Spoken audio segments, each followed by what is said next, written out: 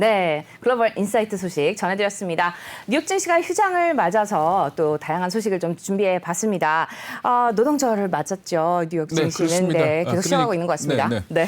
그러니까 미국의 노동절은 9월 첫째 주 월요일입니다. 그래서 하루는 온다는 것 이상의 의미가 있습니다. 어떤 의미가 있는가 하면 대부분의 경우에 이 펀드 매니저들이 여름 휴가를 갈 적에 이 마지막 시한이 대략 이 9월 6일 노동절 연휴입니다. 그러니까 9월 6일이 지나고 나면 여름 휴가 가는 사람은 없다 이렇게 보시면 되기 때문에 다시 시장에 돌아와서 시장이 활기를 찾는 그런 시점이다 이렇게 볼 수 있고요. 그리고 또 한 가지는 뭔가 하면 9월 6일이 끝나고 나면 그다음부터는 모든 학교들이 정상적으로 개학을 하게 됩니다. 이 개학이라는 게 뭐 늘 있는 일이긴 합니다만 이번 같은 경우에는 델타 변이가 확산이 되고 있지 않습니까? 그래서 그럼에도 불구하고 과연 학교들이 제대로 개학을 하느냐 이 부분에 대해서 상당히 신경을 쓰고 있다 이렇게 보시면 될 것 같습니다. 그래서 만약에 개학이 제대로 된다면은 부모들 입장에서 자녀들을 갖다 학교에 맡길 수 있기 때문에 일자리를 좀 적극적으로 찾아 나설 수 있지 않습니까? 그래서 이 부분에 관심을 쏟고 있는 거고요. 그리고 또 한 가지는 금년 같은 경우에는 이 9월 6일부터 시작해가지고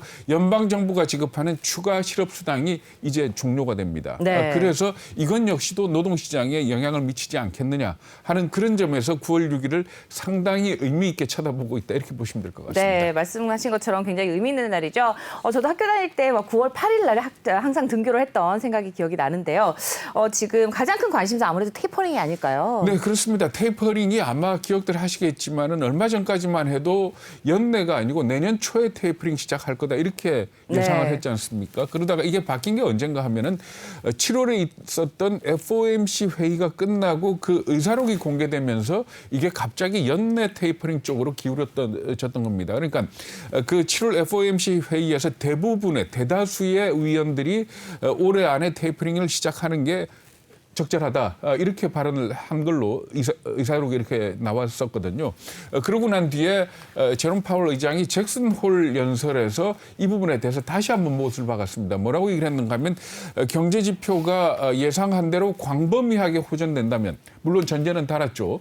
올해 안에 테이퍼링을 실시하는 게 적절하다 이렇게 얘기를 했던 겁니다. 그래서 사실 이 잭슨 홀 미팅 연설이 나오고 난 뒤에 그렇다면은 8월 달에 고용 지표가 어떻게 나오는지 이 부분을 갖다가 굉장히 주시를 했던 겁니다. 네, 말씀하신 것처럼 지금 아무래도 고용 지표가 가장 중요한 부분일 텐데 사실상 예상보다 좀 안 좋게 나왔잖아요. 그렇죠. 그러니까 8월 달 고용 지표가 예상을 훨씬 밑도는 그런 상황으로 나왔던 겁니다. 그러니까 당초에는 한 72만 개 정도 일자리가 늘어날 걸로 예상을 했었고요.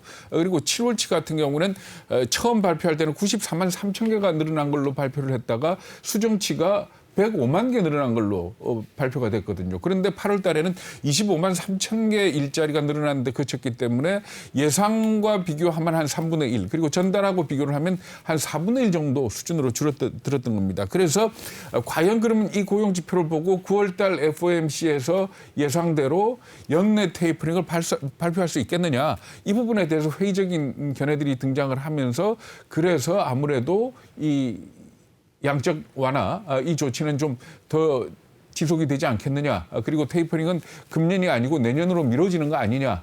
그렇게들 전망이 나오기 시작한 겁니다. 네, 뭐 앞으로 일정 어떻게 될까요? 네, 그러니까 FOMC라는 게 45일마다 한 번씩 열리거든요. 그래서 9월 달 같은 경우에는 9월 21일, 22일 열리고 10월 달에 열리질 않습니다. 그리고 11월 6일 날, 2일과 3일에 열리도록 이렇게 예정이 돼 있는데 지금 현재 예상대로 한다면은 지금 8월 고용 지표가 안 좋게 나온 상황에서 9월 FOMC에서는 테이퍼링을 갖다가 발표하기는 좀 어렵지 않겠냐 이렇게 본다면은 10월 달은 어차피 FOMC가 없지 않습니까? 그러면은 결국 11월 2일하고 3일에 그 열리는 FOMC에서 10월 달 발표되는 9월의 고용 지표를 보고 발표할 가능성이 있다. 물론 고용 지표만 보는 게 아니고 그동안 발표되는 무슨 경제 동향이라든지 물가 지표라든지 이런 것도 다 보겠죠.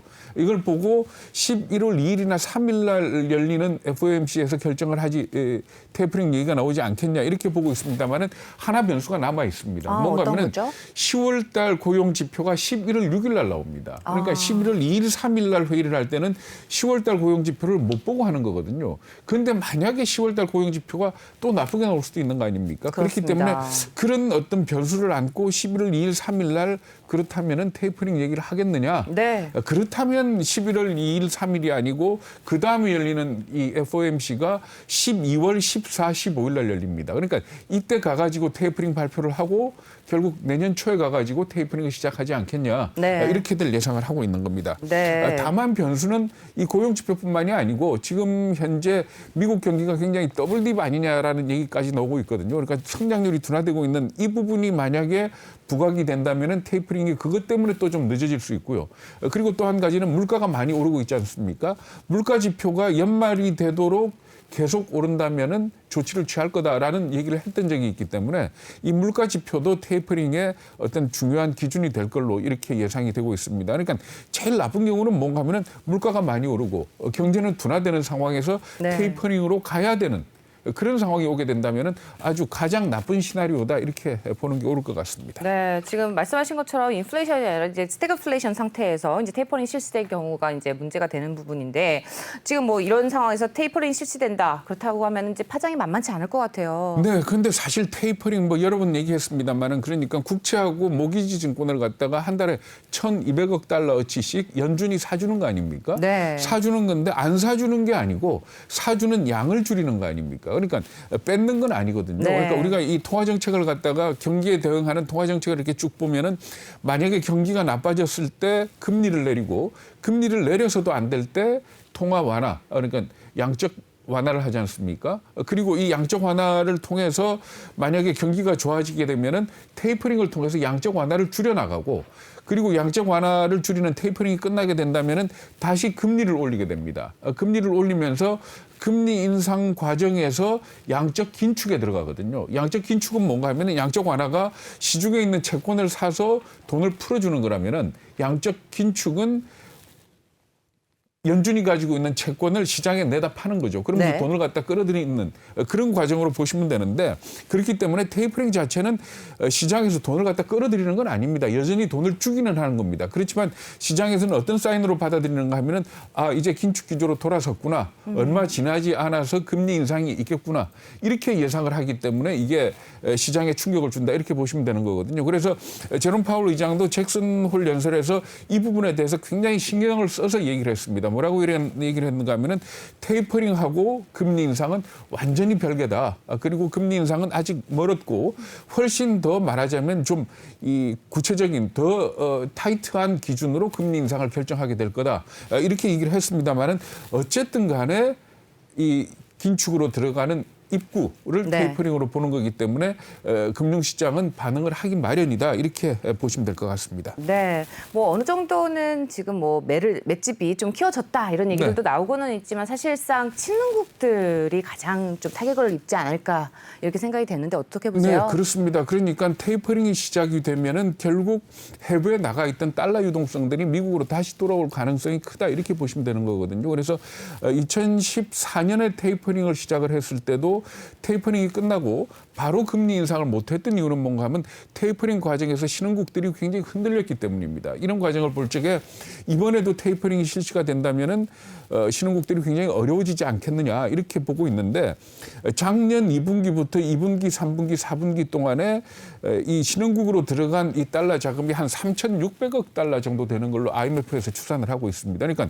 이런 돈들은 말하자면 풍부한 달러 유동성들이 넘치니까 갔던 거거든요. 단기 자금으로 볼 수가 있는 겁니다. 그렇기 네. 때문에 이런 돈들은 돌아올 게 분명한데 이게 돌아오게 된다면은 신흥국 입장에서 본다면은 환율이 오르겠죠. 환율이 오르게 되고 또 그걸 막으려 그러면은 금리를 올릴 거 아닙니까? 근데 지금 현재 신흥국들의 입장을 볼 것 같으면은 아무래도 코로나 때문에 경기가 굉장히 어려운 게 사실입니다. 그런 상황에서 결국 금리를 올리게 된다면은 더 큰 어떤 충격이 오지 않을까 이렇게들 걱정을 하고 있는 겁니다. 네, 뭐 우리나라 어떨지 그게 가장 중요하잖아요. 네. 네, 사실 우리나라 같은 경우에 이 테이퍼링이 실시된다 그래가지고 그렇게 크게 흔들릴 거냐 이 부분에 대해서는 다들 아니다라고 얘기를 합니다. 왜냐하면은 우리나라 같은 경우에 이 신흥국에 들어가는 자금들처럼 하이 리스크 하이 리턴을 노리고 들어가는 그런 단기성 자금이 그다지 많지는 않습니다. 다만 달러 유동성이 넘치게 되면 그런 자금들이 일부는 국내에 들어오거든요. 그래서 이런 자금들 같은 경우는 아마 빠져나갈 겁니다.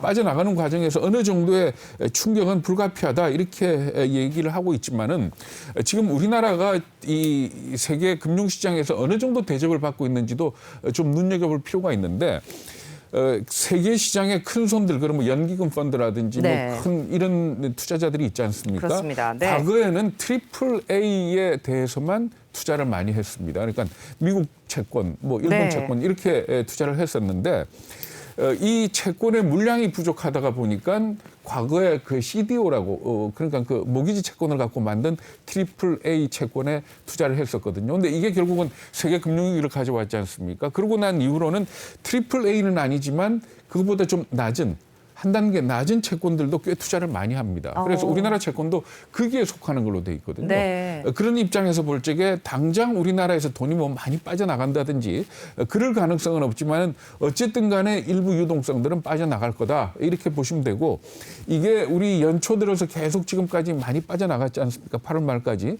이런 자금들도 아마 그런 성격이 아니겠느냐. 물론 배당금에 따른 유출도 있지만은 이미 들어왔던 단기 자금들 중에 일부는 나갔을 것이다 이렇게 보고 있는 거거든요. 그렇기 때문에 테이퍼링이 실시된다 그래가지고 당장의 어떤 큰 충격은 안 받겠지만은 일단은 어떤 좀 조정은 받지 않겠느냐 하는 그 정도로 생각하시면 될 것 같습니다.